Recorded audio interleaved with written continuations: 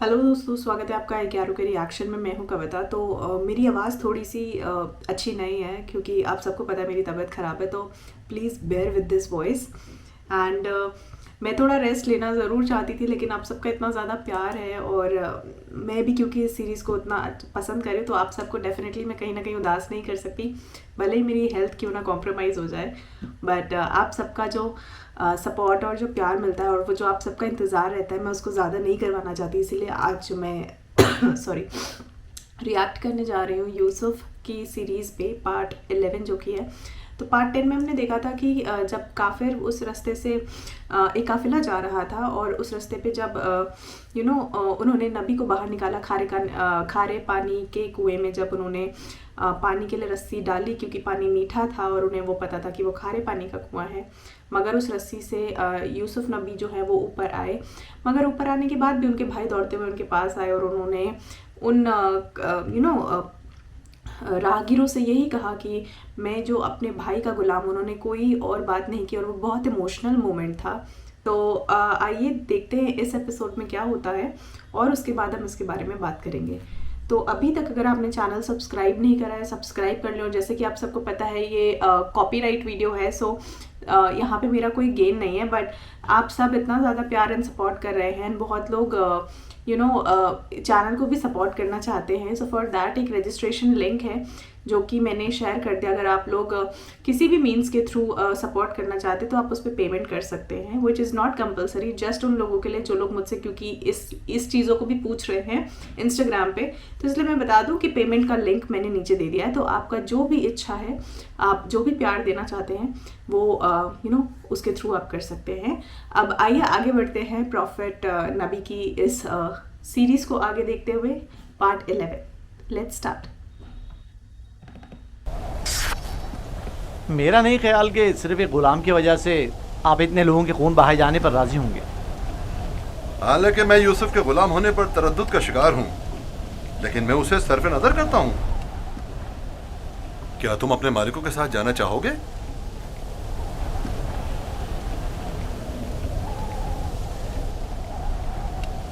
इशारे और किनारे में क्यों बता रहे हो? अगर तुम खिदमत करने पर माइल नहीं हो तो हमें भी तुम जैसे भगोड़े और नाफरमान गुलाम की कोई जरूरत नहीं है। हम इसको बेचना चाहते हैं, आप इसे खरीदेंगे? क्या मैं आपके इरादे की इस अचानक तब्दीली की वजह जान सकता हूँ? कोई खास वजह नहीं है, हम थक गए इसके पीछे दौड़ दौड़ कर और मुसलसल इसकी तलाश करके। इसकी क्या कीमत लोगे? 1000 दिरहम, हालांकि इससे ज्यादा कीमत का है, चूंकि खूबसूरत और ज़हीन है। 1000 दिरहम, वो भी इस भगोड़े और नाफरमान गुलाम के लिए? नहीं, मैं इसकी इतनी कीमत नहीं दूंगा। यानी मेरे पास इतने है ही नहीं। जो कुछ था उसका सब माल तिजारत खरीद लिया। हमारा मकसद तो यूसुफ को बाबा से दूर करना है, खरीदो फरोख्त नहीं। तो इसमें क्या कबाहत है? मिलने वाले नफ़े से मुंह क्यों मोड़ें? देखो यहूदा, या तो जो कुछ ये दे रहा है उसे कबूल कर लो, या यूसुफ को बाबा के पास वापस ले चलो। जल्दी फैसला करो। कितने दिरहम है आपके पास?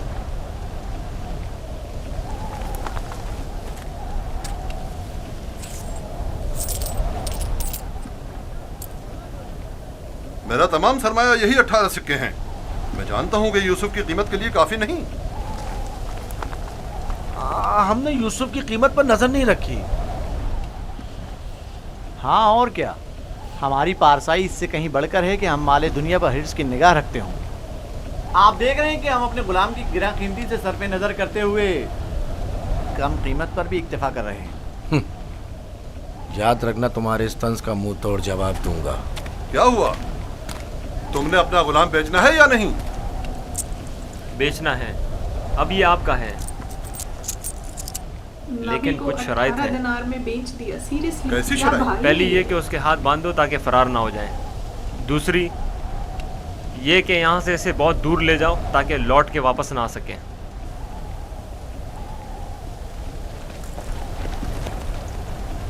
अगर फिर कभी तुम कनान में नजर आए तो जिंदा नहीं बचोगे।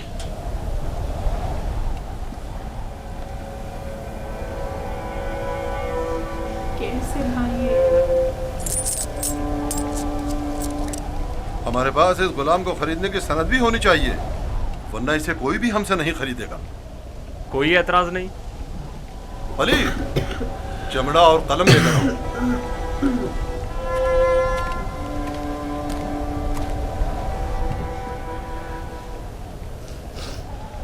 परेशान मत होना, ये हमसे कहीं बेहतर हैं। तुम इनके साथ चले जाओ। यहाँ तुम्हारे लिए खतरा है। मुझे माफ़ कर देना कि मैं तुम्हारे लिए कुछ नहीं कर सका। यही खुदावंद मताल का इरादा है कि मैं इस कारवां के हमरा जाऊं, लेकिन मैं तुम सब की तरफ से फ़िक्रमंद हूँ। परवरदिगार तुम सब पर रहम करे। मैं तुम सब के लिए दुआ करूँगा। मेरी जुदाई के गम से बाबा को अजियत ना पहुँचे, उनकी दिलजोई करना। गुलाम की शख्सियत और उसकी फरोख्त की बाबत अपनी रज़ायत लिखकर दस्तखत कर दें। याद रहे कि सनद के आखिर में आप सबके बिलतरतीब नाम और मोहर लगी हुई होनी चाहिए। लावी, बिन्यामीन का ख्याल रखना।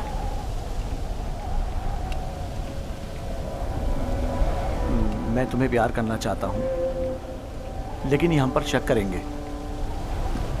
अपना ख्याल रखना। परवरदिगार हमेशा तुम्हारे साथ है। खुद को उसके हवाले कर दो, वो आइंदा भी माजी की तरह तुम्हारी हिफाजत ऐसे करेगा। भाई नहीं चाहिए, एक की भी शक्ल नहीं देखना चाहती। सच में कैसे से है ये?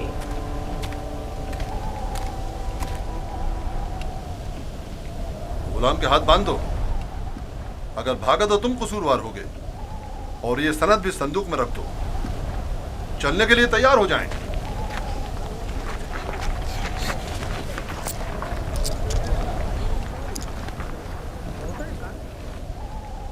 चलें? रुको,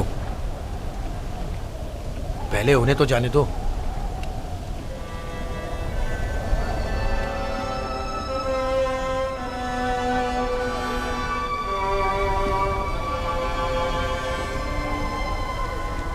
हरकत करें, चलें, चलें।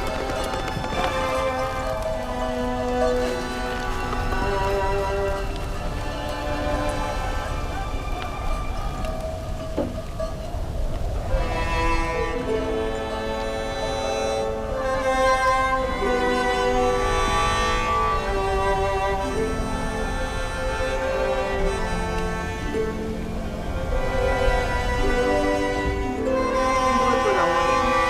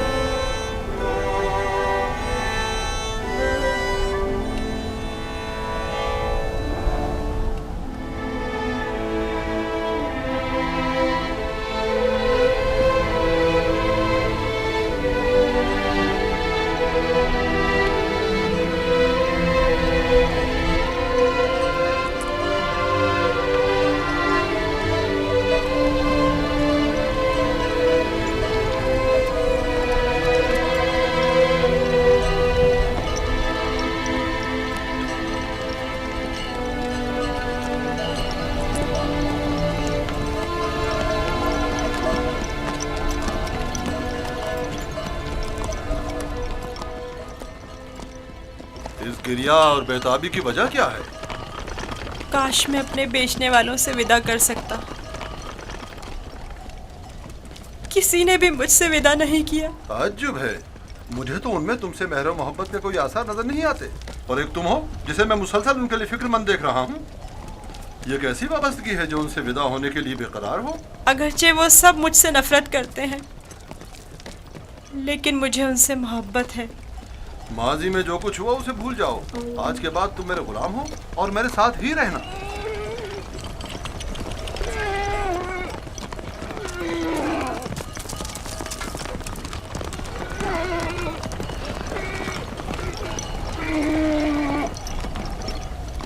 गुलाम के मालिक हमारे पीछे तो नहीं आ रहे? मालूम नहीं उनके रवैयों में क्या मसलियत पोशीदा थी।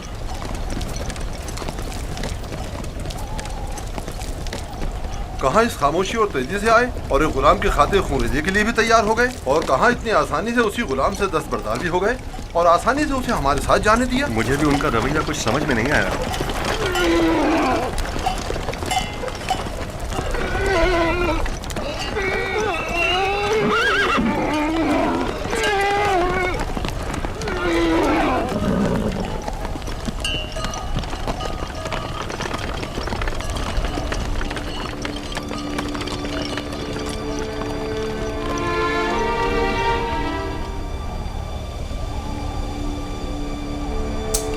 बेचारे इसके बाबा ने नहीं जाना इसके भाइयों ने क्या किया। सच में बुरा लग रहा है। मुझे महसूस होता है जैसे यूसुफ की हालत ठीक नहीं है। मेरा दिल मेरे काबू में नहीं है।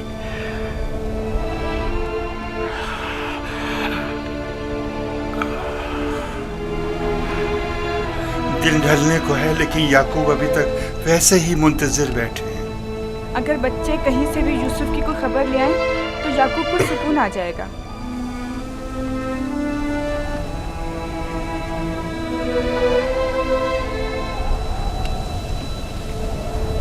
मुझे लगता है इस सारे किस्से में हम कसूरवार हैं। खुदा हमें बख्शे। हम यूसुफ से उसकी सरवरी बर्तरी छीनना चाहते थे, उसे मारना नहीं चाहते थे। याकूब कभी यकीन नहीं करेंगे। लेकिन यूसुफ मारा गया।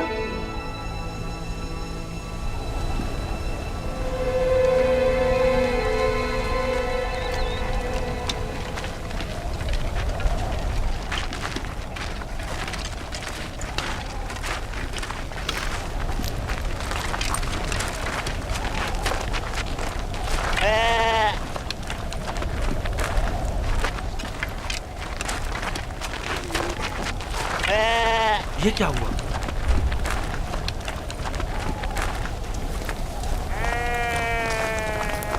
भेड़ियों ने हमला किया और भेड़ों को चीर फाड़ डाला। क्या कर रहे थे? मर गए थे क्या?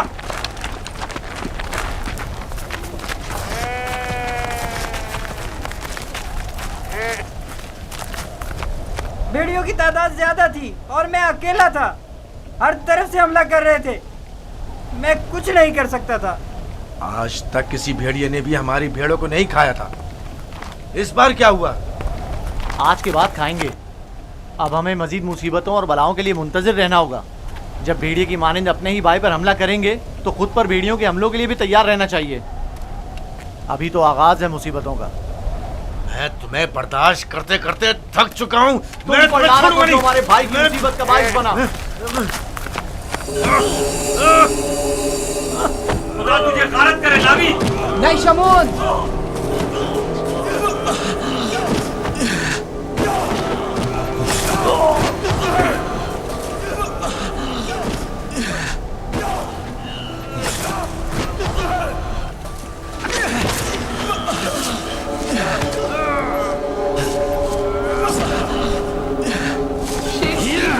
ये तो जानवर से भी बनता है।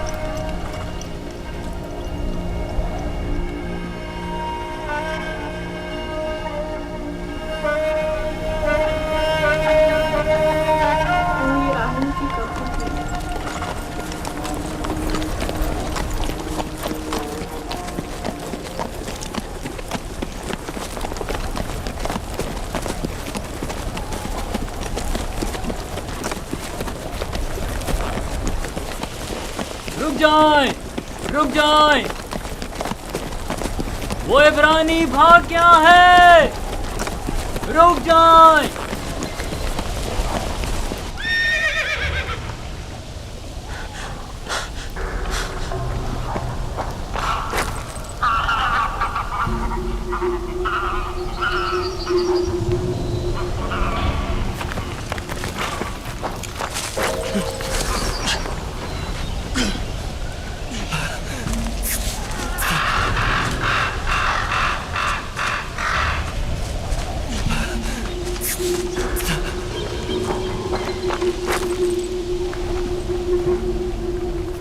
यूसुफ को तो नहीं देखा।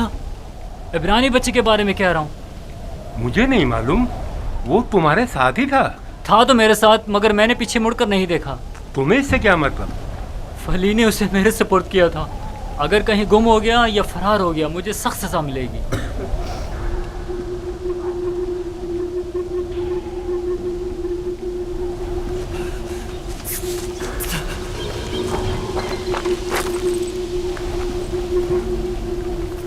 यूसुफ को तो नहीं देखा। इब्रानी बच्चे के बारे में कह रहा हूँ। मुझे नहीं मालूम, वो तुम्हारे साथ ही था। था तो मेरे साथ, मगर मैंने पीछे मुड़कर नहीं देखा। तुम्हें इससे क्या मतलब? फली ने उसे मेरे सुपुर्द किया था। अगर कहीं गुम हो गया या फरार हो गया, मुझे सख्त सजा मिलेगी।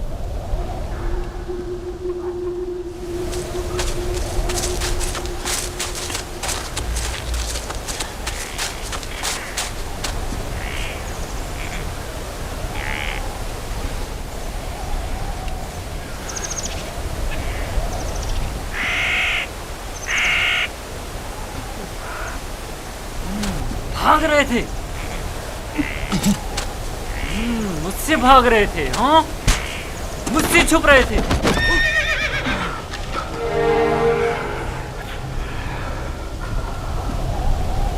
क्या हुआ?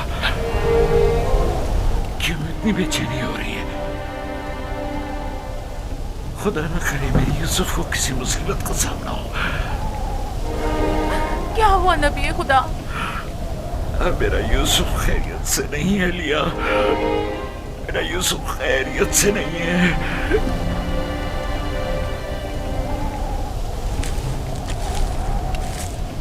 रस्सी से बांधा ताकि भाग न सको।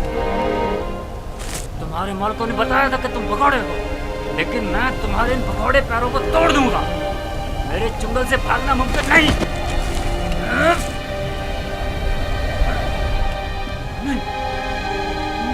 नहीं, नहीं, नहीं, ये मेरा हाथ, मेरा हाथ, मेरा हाथ।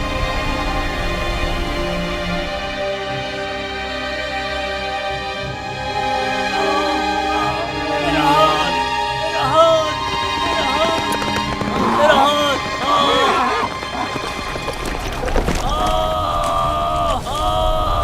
क्या हुआ बंदा खुदा? सब्र करो, देखने दो। पता नहीं क्या हुआ। अचानक मेरे हाथ में दर्द उठ गया।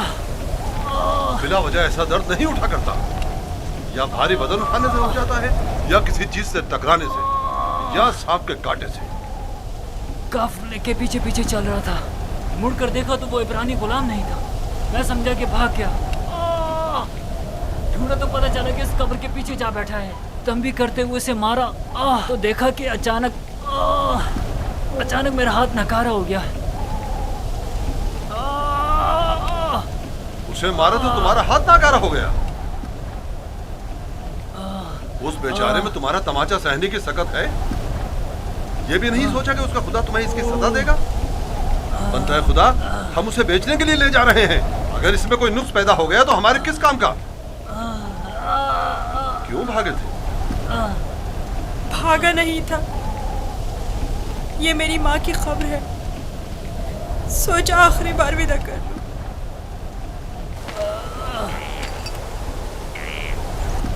गुलाम की कब्र का नामो निशान नहीं हुआ करता, ना के मकबरा। ये कब्र किसी गुलाम की माँ की नहीं हो सकती। तुम कौन हो यूसुफ?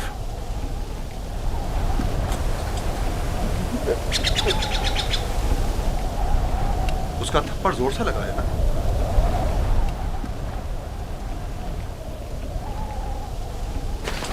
तुम्हें मालूम है अगर तुम भाग जाते तो मैं उसका क्या हशर करता? वो बुरा आदमी नहीं, सिर्फ मेरी सजा के खौफ से तुम्हें मारा है।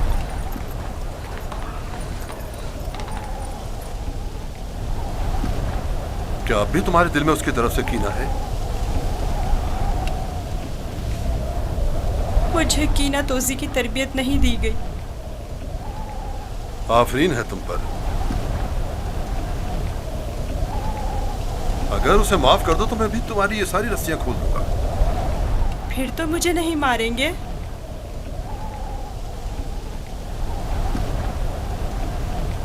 खुदा इब्राहिम की कसम, आइंदा ये तो क्या, किसी और को भी तुम्हें मारने की इजाजत नहीं दूंगा। आप यकता परस्त हैं? मैं मालिक इब्न ज़ार इब्न काइब इब्न इस्माइल इब्न इब्राहिम हूँ। इस्माइल ज़बीउल्लाह के परपोतों में से हूँ। और तुम किसके फर्जंद हो? मैं भी फर्जंदे। किसके फर्जंद? मैं फर्जंदे चाह हूँ। तो गोया बाप का नाम बताना नहीं चाहते? बताया ना कि मैं फर्जंदे चाह हूँ। मैं कल उसी कुएं में जहाँ आपने मुझे देखा पैदा हुआ, जिस वक्त कासिद हक मुझ पर जाहिर हुए। तुम्हारी बातें मेरी समझ में नहीं आ रही हैं, लेकिन अगर खुद को जाहिर करना नहीं चाहते तो कोई बात नहीं, लेकिन उसे माफ कर दो।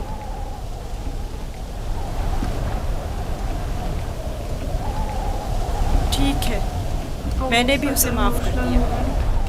शाबाश बेटा, अपनी माँ की कब्र से विदा कर लो। आंसू अपने आप आ जाएंगे।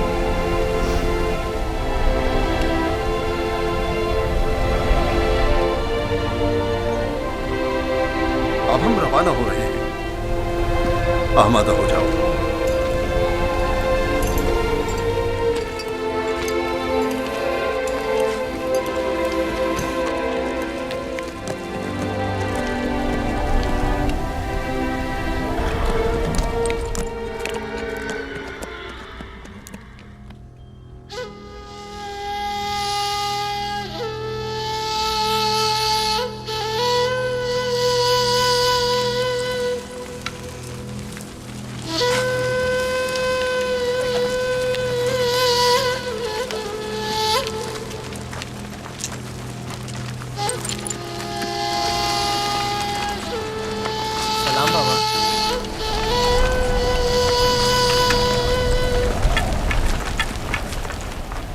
बताओ, क्या तुम्हें यूसुफ मिला?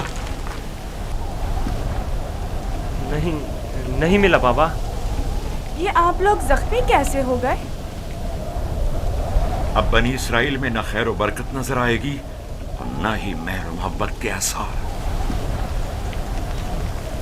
अभी ज्यादा अरसा नहीं गुजरा कि यूसुफ की जान के दरपे होने वाले भेड़िए एक दूसरे की जान के दरपे हो गए हैं।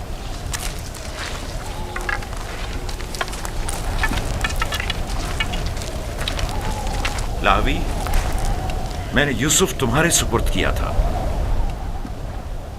अगर तुम न होते तो उसे हरगिज़ सहरा नहीं बेचता। बताओ, तुमने उसकी हिफाजत क्यों नहीं की? यूसुफ के साथ क्या सलूक किया है? आखिर क्या किया है यूसुफ के साथ? बोलो, मैं तुमसे पूछ रही हूँ। खुदा की लानत हो तुम पर। यूसुफ कहाँ है? जवाब दो। आखिर यूसुफ कहाँ है? कहाँ है यूसुफ? बस करो लिया, बस करो, बस करो। कहाँ है यूसुफ?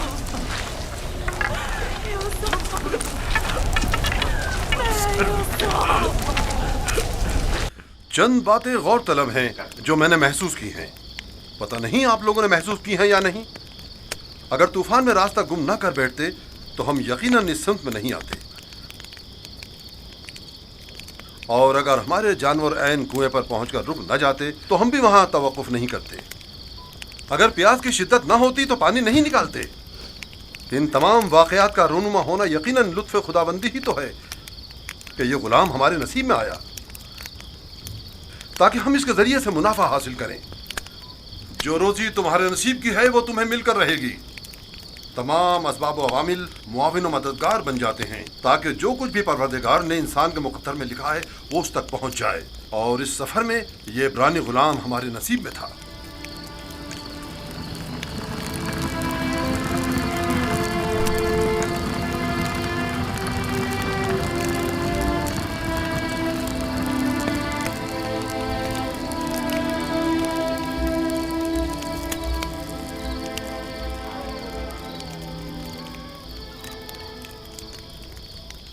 मुझे निजात दे इश्तिहार हुजूर,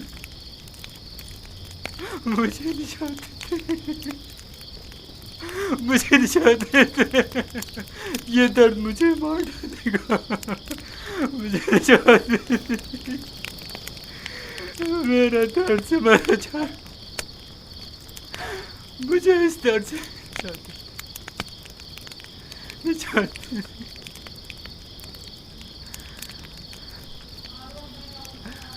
निजात दे, इश्तिहार बुजुर्ग, इश्तिहार बुजुर्ग, मुझे निजात दे, इस दर्द से मुझे निजात दे, इश्तिहार बुजुर्ग, मुझे निजात दे, ये दर्द मुझे मार डाल रहा है,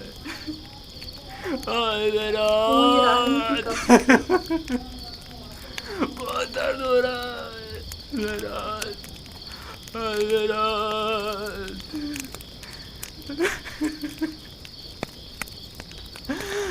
इश्तिहार बुजुर्ग,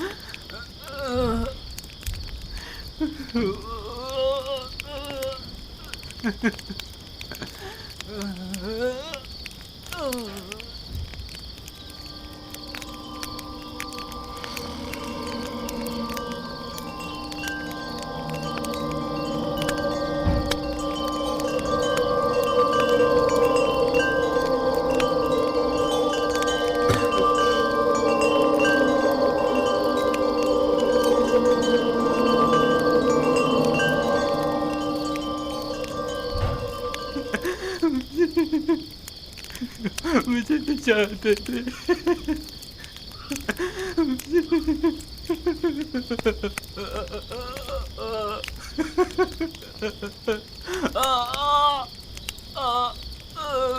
निजात दे, बहुत दर्द हो रहा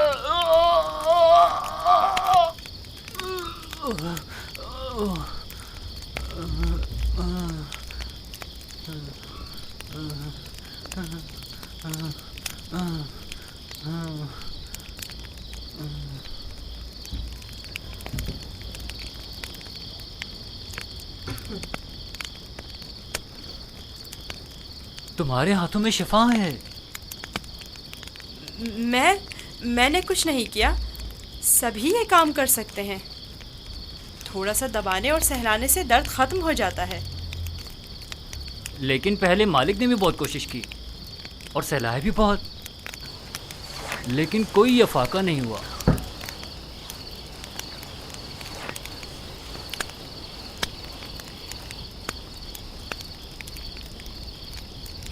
तुम आसमान को देख रहे थे, क्या तुम सितारा परस्त हो? एक सितारा जो दिन के तुलू होते ही गायब हो जाए क्या काबिले परस्तिश है?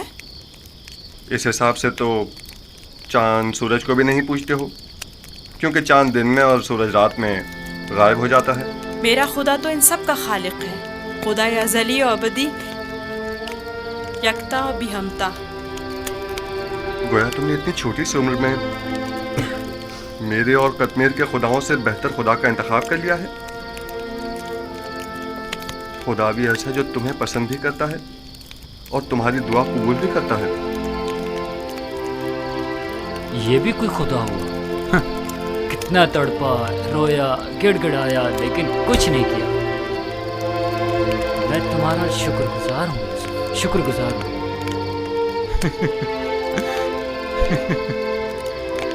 दर्द के उन चंद घंटों ने तो मेरी जान ही निकाल दी थी।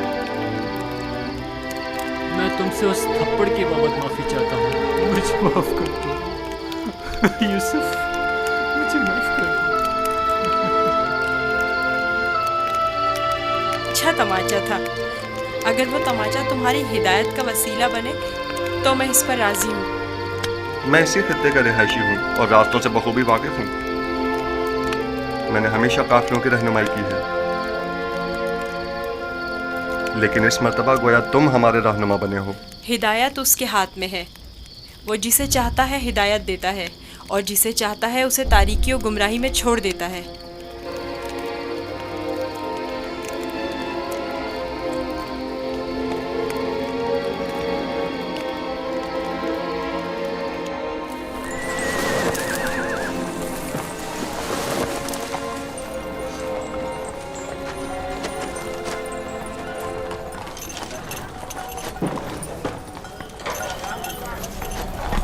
मुझे नहीं मालूम कि ये बच्चा कौन है, लेकिन कल रात मैंने देखा कि इसके सिर्फ एक दुआ से कतमीर के हाथ को शिफा मिल गई। इसका राब्ता अपने आसमानी खुदा के साथ बहुत अच्छा है, शायद औलियाओं में से है। लाजिम नहीं कि कतमीर के हाथ को शिफा मिल गई है तो वो औलियाओं में से हो। कल बताया तो था कि अगर यूसुफ उसे मुआफ कर दे तो वो शिफा पा लेगा। और उस ख्वाब को क्या कहोगे? मैंने उसे देखा कि जहाँ जहाँ से वो गुजर रहा था वो खित्ता सरसब्ज़ और शादाब होता जा रहा था। ख्वाब कोई पैमाना नहीं है। तुम खुदा यकता को नहीं पहचानते? तुम्हें खुदा यकता की मार्फत नहीं? किसी पर जुल्म करोगे तो वो सजा देगा, या इस दुनिया फानी में या उस जहान बाकी में।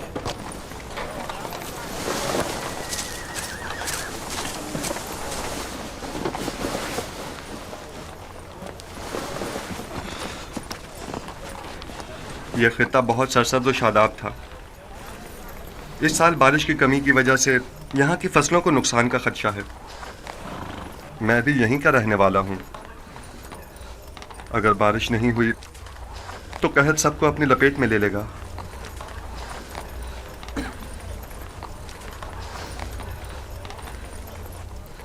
खुदावंद अपने बंदों पर बड़ा ही रहमदिल और मेहरबान है। जनाब मालिक, कारवां के एक बुजुर्ग की हालत ठीक नहीं है, मेरे साथ चलिए।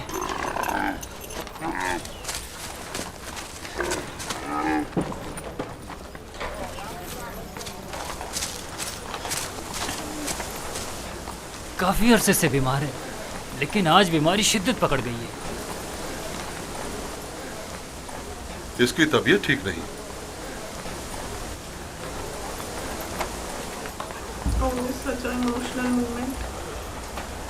आखिरी सांसें ले रहा है। बचने की अब कोई उम्मीद नहीं। तो अब क्या करना है? इसको इसके हाल पर तो नहीं छोड़ा जा सकता। इसके लिए घिसटने वाला तख्त तैयार करके तख्त को जानवर के साथ बांध दो, ताकि कारवां के पीछे पीछे जरा फासले से चलता रहे। आप ठीक हो जाएंगे। मौत और जिंदगी खुदा के हाथ में है।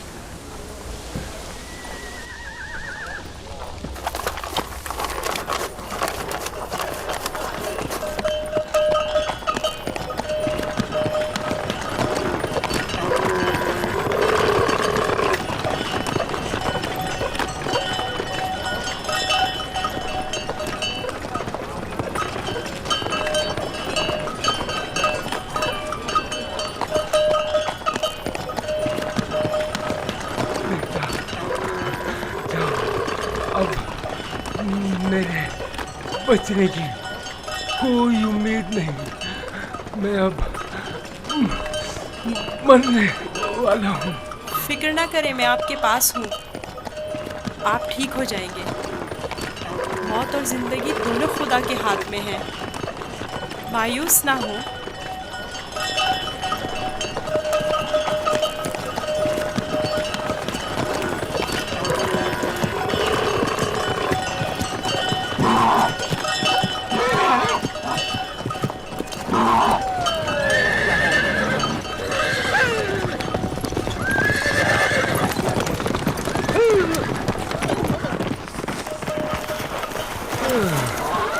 तुम इस बीमार के हमरा क्यों चल रहे हो?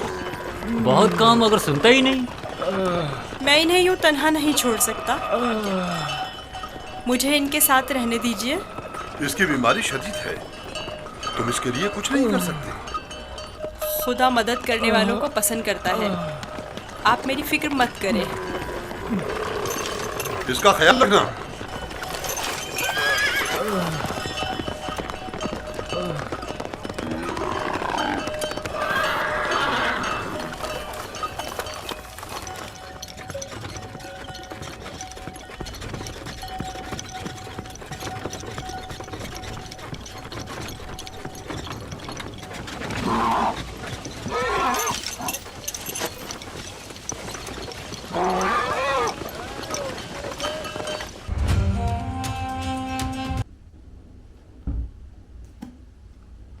तो दोस्तों देखा आपने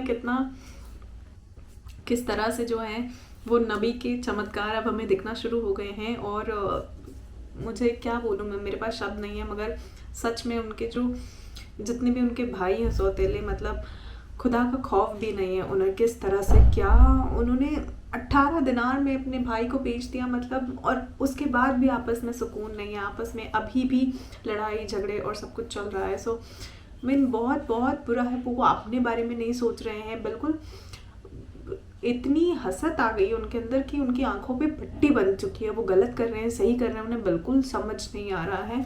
और यहाँ पे मुझे लावी का भी कैरेक्टर ऑनेस्टली बिल्कुल अच्छा नहीं लगा, क्योंकि वो अच्छा भी बनना चाह रहा है मगर वो कह रहा है मैं कुछ कर भी नहीं सकता। अगर एक अच्छा भाई होता और अगर सच्चा भाई होता तो शायद पहली गलती करने के बाद एक स्टैंड ले सकता था, जो कि यहाँ पे लावी ने नहीं लिया। तो उसने ये जो डुअल कैरेक्टर दिखाया, मुझे कहीं ना कहीं उसका ये डुअल कैरेक्टर बिल्कुल भी समझ नहीं आया है।